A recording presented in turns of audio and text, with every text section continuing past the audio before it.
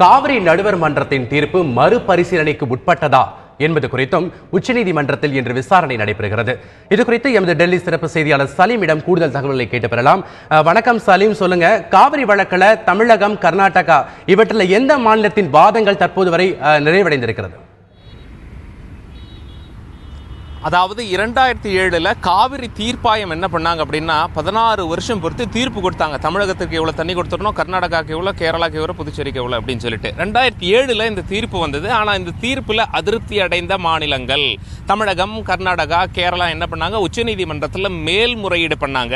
இந்த மனுக்கள் தான் இப்பொழுது விசாரிக்கப்படுகின்றன. முதல்ல இப்போ உச்சநீதிமன்றம் நேற்று இந்த வழக்கு விசாரணைக்கு வரும்போது என்ன சொல்லிட்டாங்க அப்படின்னா, முதல்ல இந்த மேல்முறையீடு ஏற்புடையதா அப்படின்னு சொல்லிட்டு நாம பார்க்கலாம் அப்படின்னு சொல்லியிருக்காங்க. இதைத்தான் முதல்ல முடிவு பண்ண போறாங்க. மத்திய அரசு தரப்புல என்ன சொல்லிட்டாங்க, ஆஜரான மத்திய அரசு தரப்பு வழக்கறிஞர் என்ன சொல்லிட்டார் அப்படின்னா, ஏற்புடையது அல்ல அப்படின்னு சொல்றாரு. அவர் என்ன சொல்றாரு, 2007 தீர்ப்பாயம் தீர்ப்பு கொடுத்துட்டாங்க, இனிமே நாடாளுமன்ற சம்பந்தப்பட்ட விவகாரம் இது. ஏன் அப்படின்னா, தீர்ப்பாயம் அப்படிங்கிறது உச்ச நீதிமன்றத்திற்கு இணையான அந்தஸ்தை பெற்றிருப்பதால் தீர்ப்பாயத்தினுடைய தீர்ப்பை உச்ச நீதிமன்றத்தில் மேல்முறையீடு செய்ய முடியாது, இதுவே இறுதி, இனிமே நாடாளுமன்றத்துக்கிட்ட விட்டுடுங்க அப்படின்னு சொல்லி மத்திய அரசு சொல்றாங்க.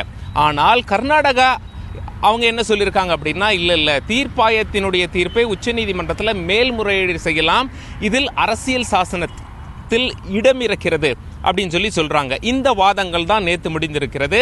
இன்று வழக்கு மீண்டும் விசாரணைக்கு வரும். அதாவது 6வது ஐட்டம் நம்பர் போட்டிருக்காங்க. சுமார் 12 மணி போல வரும், முன்ன பின்ன இருக்கலாம்.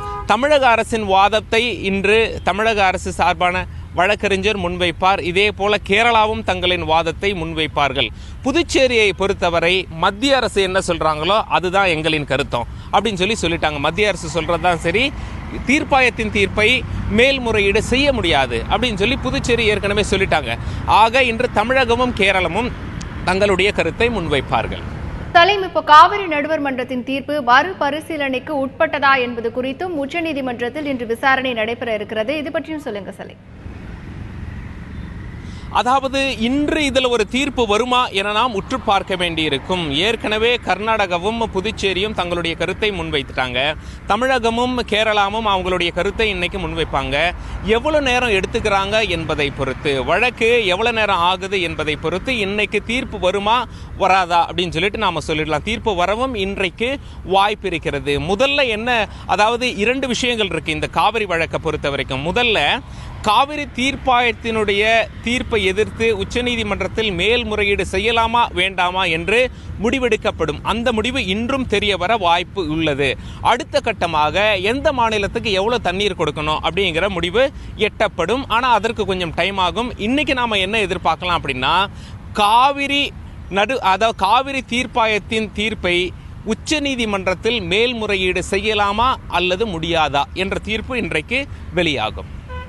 நடுவர் மன்றத்தின் தீர்ப்பு மறுபரிசீலனைக்கு உட்பட்டதா என்பது குறித்த விசாரணை உச்சநீதிமன்றத்தில் இன்று வர இருக்கிறது. இது பற்றிய கூடுதல் விவரங்களை எமது செய்தியாளர் சலீம் வழங்க கேட்டோம்.